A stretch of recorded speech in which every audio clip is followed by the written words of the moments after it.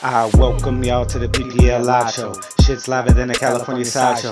On the board, all the teams talking mad shit, especially when the squad gets their ass kicked. PPL's like a bad bitch with an ass lift. Everybody wants to get some action, making trades while we're drafting. One of a kind, no other they can match it. PPL ever coming to you live. 12 years strong and we're never gonna die. Real talk, so you know we never lie. Betting down 50, trying to win the whole pie. Let's get this shit cracking. Welcome to the best sports show on the planet. Damn it.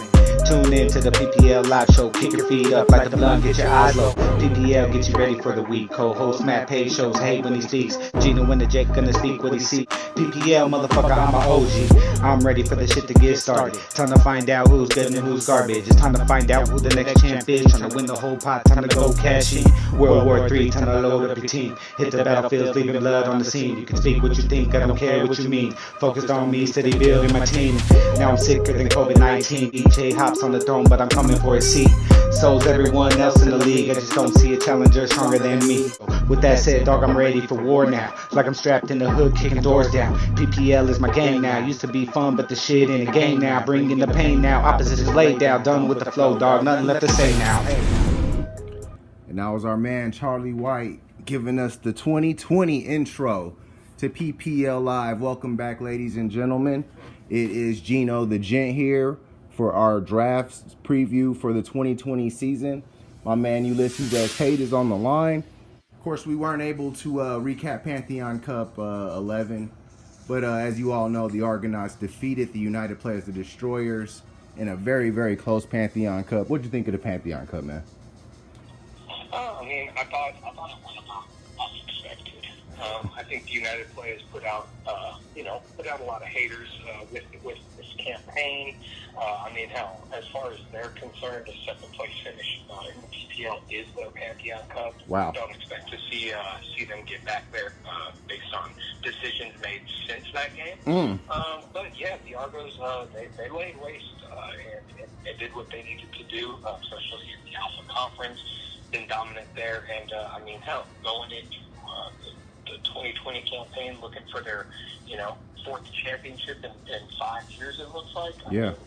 I think the rest of the league has a lot to do this season to unseat the champs. Oh yeah, for sure. First back-to-back Pantheon Cup champions, 3 Pantheon Cups in 4 years. They have become a dynasty. They've established themselves. But this is where dynasties are built. The PPL Draft, we got the top 10 this season. As you can see, Appease the Gods picking first, the Gaff picking second, Only for the Boss picking third, the Mean Machine picking fourth, Squad Underestimated picking fifth, the Baby Gas Team picking sixth, Patty's Twins picking seventh, the Skulls picking 8th, the Omega Champs, the United Players, the Destroyers picking 9th, and the Pantheon Cup champions, the Argonauts, picking 10th. All right, man, let's jump in. Let's talk about Appease the Gods, the #1 team picking in the PPL Draft. This team, man, bad luck was all over them all season last year, but they're sitting pretty coming into 2020. They were a top 5 scoring team despite picking first in the draft. Obviously, they had Lamar Jackson. So what do you think here? Obviously, the keepers are Mixon, Allen Robinson, David Montgomery, Mike Evans, Chris Carson, and Mr. MVP himself, Lamar Jackson. Yeah, I think Appease the Gods is set up well. I think, as you said, just the string of tough luck. Happens to everybody. But looking at this incoming class, I think the thing I like about it most is it's young. They've got a lot of years ahead of them with these keepers. Make some strategic moves in this draft. You can really be set up for the long term. If I had to knock it, they do have 2 Chicago Bears on their squad. Who knows what's going to be happening at quarterback there? But and Montgomery did just suffer a bit of a setback health-wise. Right. But I think all things said, they're going to be fine, especially with that #1 pick and such a clear-cut winner in this draft with the keepers is Clyde Edwards-HELAIRE.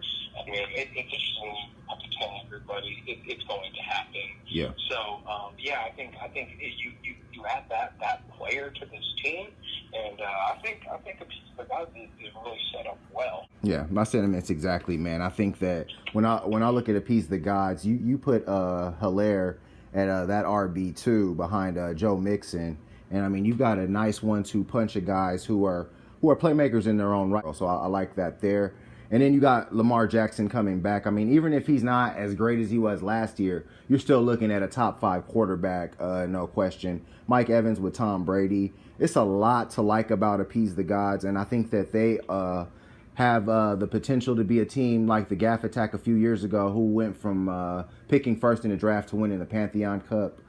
But I think Appease the Gods has potential to do a big turnaround this upcoming season. And let's move to the number 2 overall team in the draft order, the Gaff Attack, picking number 2 overall, man. All right, so the Gaff picking second. Keepers include Todd Gurley, recently acquired by the Atlanta Falcons, A.J. Brown of the Tennessee Titans, DeAndre Hopkins obviously just went to the Arizona Cardinals, Juju Smith-Schuster, Zach Ertz, and of course Leonard Fournette, who has a lot of news surrounding him, man. What do you think about what's going on with the Gaff? I mean, I don't know what to think about this. I mean, I think the Gaff probably made the best of the situation he was in. Right. But I mean, the fact that 3 of these keepers are going to be on new teams, potentially have new schemes. Right. I don't know how that's going to impact them. Well, he fought tooth and nail to not keep anyone. So you know, he tried his best. I mean, hell, I could understand that given this roster. I mean, I'm not super confident. Even like a guy like Zach Ertz, which I think is probably one of the better guys at the position. I don't think he's keeper worthy. Okay. Especially when you've got 3 or 4 other guys keeping tight ends. I don't think Leonard Fournette landed in a bad spot with Tampa Bay, and I think that Tom Brady's the kind of guy that he'll give Leonard Fournette some garbage time. Right. He's known for it. So if they get in the goal line, I think Leonard Fournette could actually be better off with it said in Tampa Bay over Jacksonville. Yeah. And just looking at his roster here, I think he's going to have to go running back with that first pick. So I think that's where he's going to go. But I mean, there's just a lot of uncertainty with this team. Mm-hmm. And I think that plagued them last season as well. Right. No, I agree, but I think the guys that he did keep, I mean, are all bounce back candidates because the Gaff, I mean, he almost fell completely off the planet last year. So I think Leonard Fournette, I think he did find himself in a decent situation, but I don't think the Buccaneers are just going to give up on LaShawn McCoy and Ronald Jones. I think he landed in a situation where he's in a timeshare, as opposed to a situation in Jacksonville where he was a Brahma Bull, where he was the unquestioned man. So I think he still loses a little luster changing teams. I think Todd Gurley, though, could be in for the renaissance. I think that might be what helps the Gaff bounce back as his main man getting back up to snuff.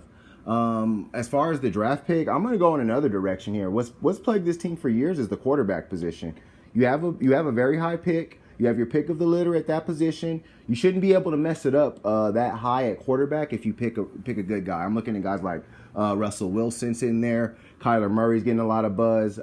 People are talking about Dak Prescott having a big year. So you never know. So with the Gaff, it's a big question mark. But there is room where I could see this guy being back in the good graces of the Omega Conference. Picking third, we get into the Alpha Conference only for the boss.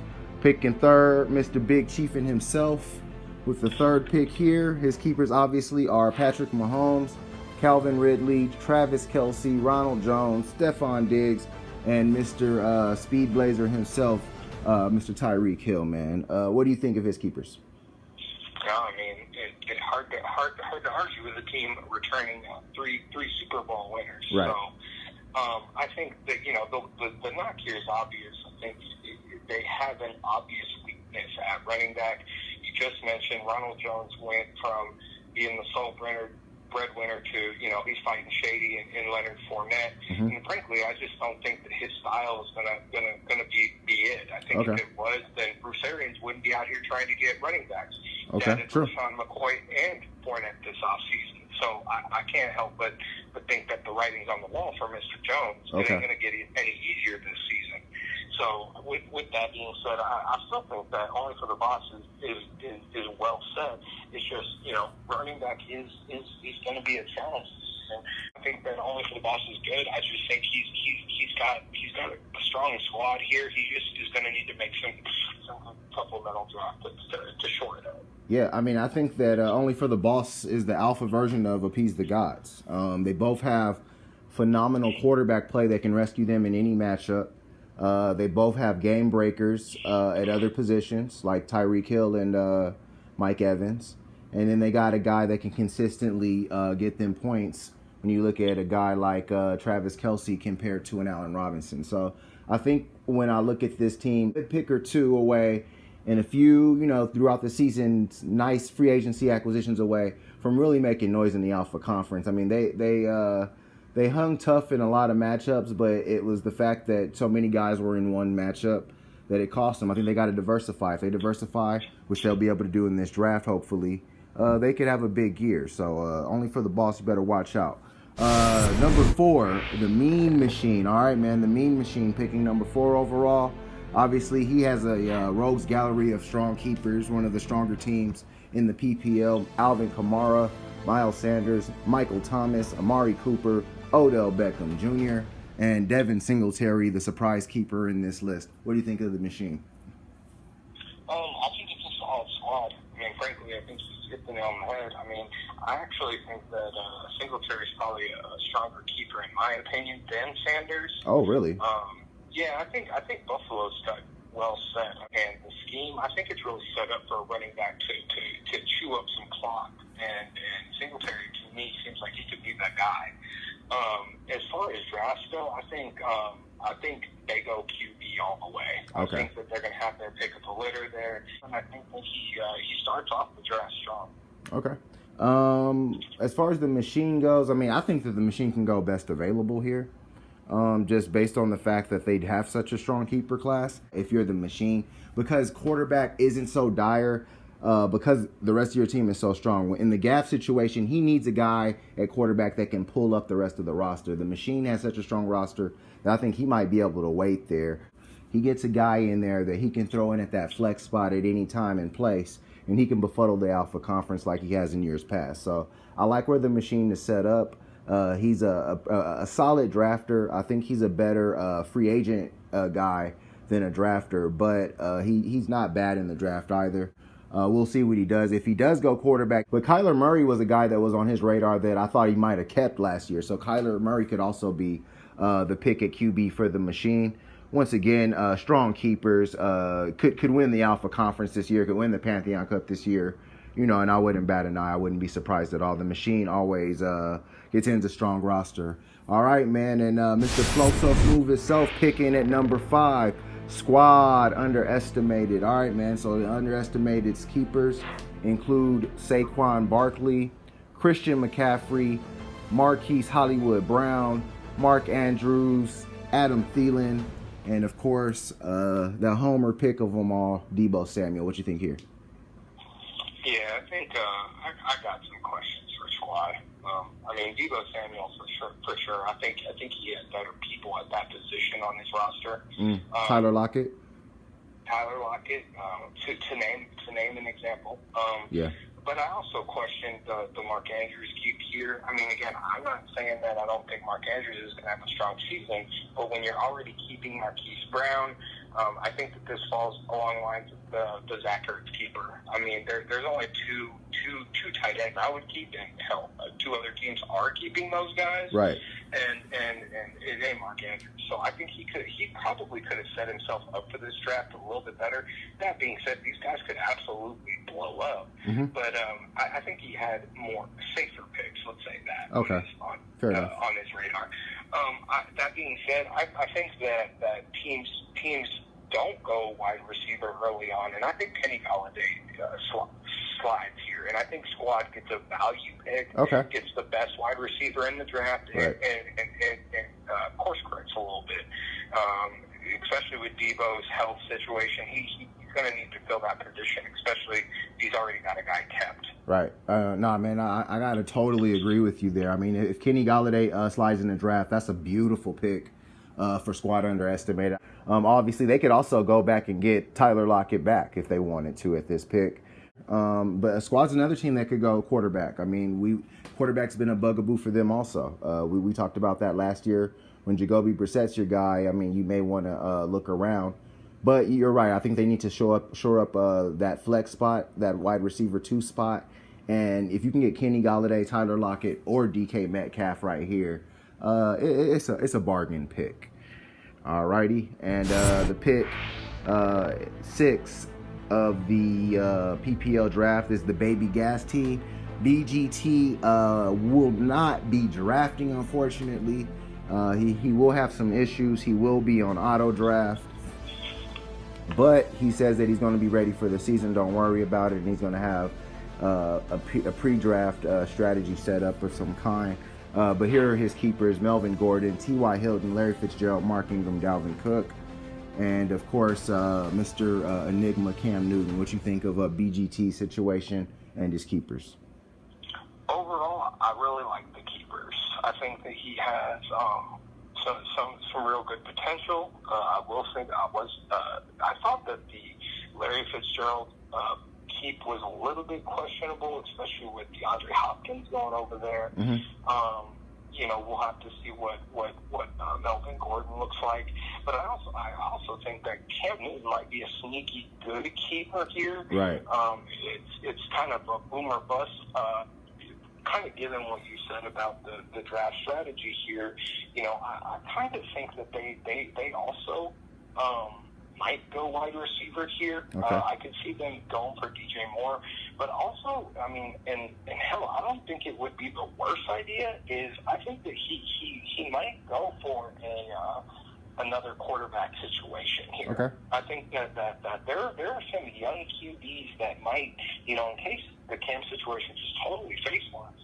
No, overall, I think the Baby Gas team is all right. It's kind of hard to know, though. There's a lot of variables here, but I think overall he has a strong core, especially with Mark Ingram and Dalvin Cook. Like you're going to be pretty solid with those two guys in the lineup. Oh no, for sure. And I mean, we'll see what Melvin Gordon looks like in Denver. Like the Baby Gas team, they are who they are. Where they're picking, who they are. They're a upper tier non-playoff team every year. They're that team that's hovering at 7-6, 6-7, and their keepers reflect that. And I also feel like where they're probably going to pick. Or what they're probably going to get reflects that. As far as what they pick here, I think it's completely dependent on the first 5 teams, just based on the fact that they're going to go with probably an auto pick strategy. All right, let's go on to number 7, Patty's Twins. The PPL's finest, made the playoffs last year, lost a heartbreaker to the United Players, the Destroyers, in the final 4 round. But they also obviously returned Aaron Rodgers for his, 12th season as a Twin. Austin Eckler, Keenan Allen, Cortland Sutton, Robert Woods, and our boy David Johnson, who's went to the Houston Texans. Man, what do you think of the Twins? I mean, to live and die in LA, I suppose. Wow. And I mean, talking about Giant, still going with Aaron. I mean, I think that Aaron Rodgers is definitely up there. I don't know. I think she might have been able to make a move. You kind of wonder if it's ever going to happen. Yeah.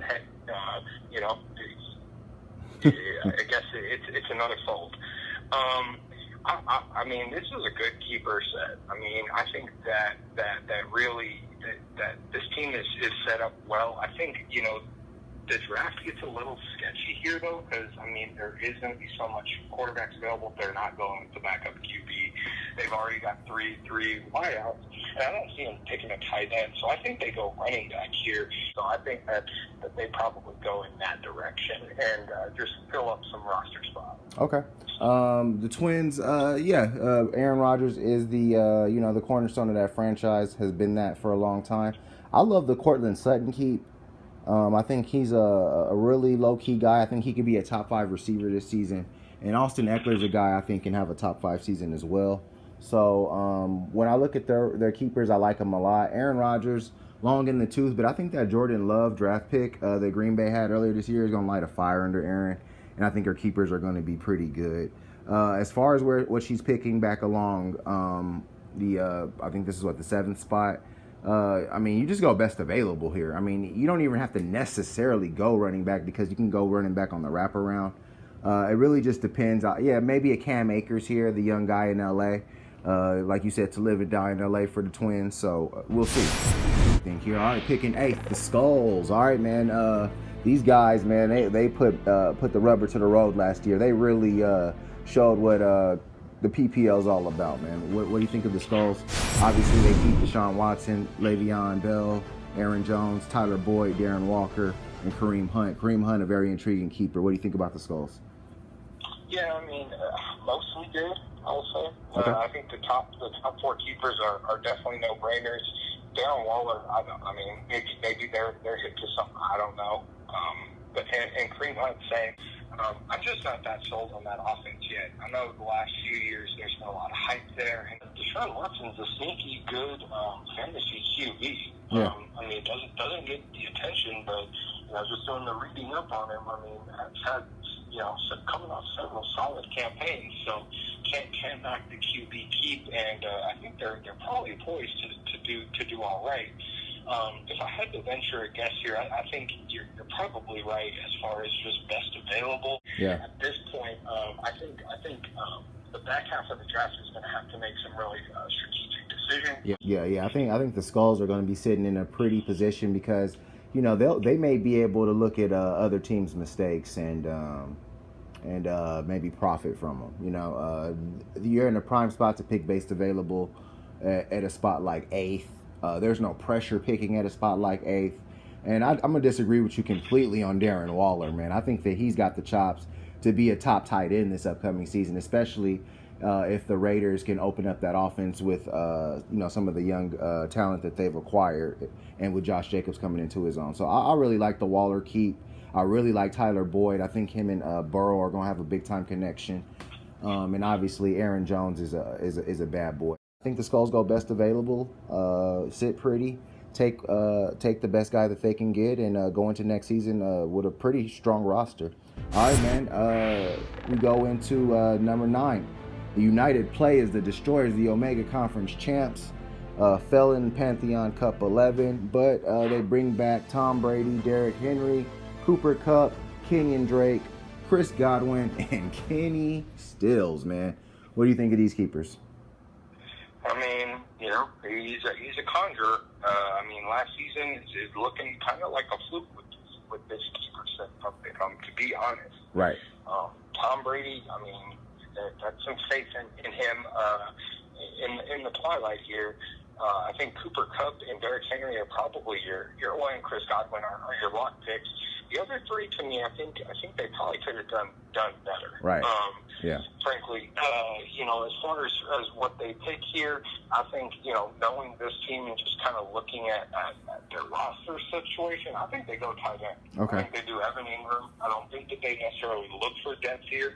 I think that they look to start to put the best guys on the field that they can, irrespective of who's backing them up. That has tended to be the strategy. Right.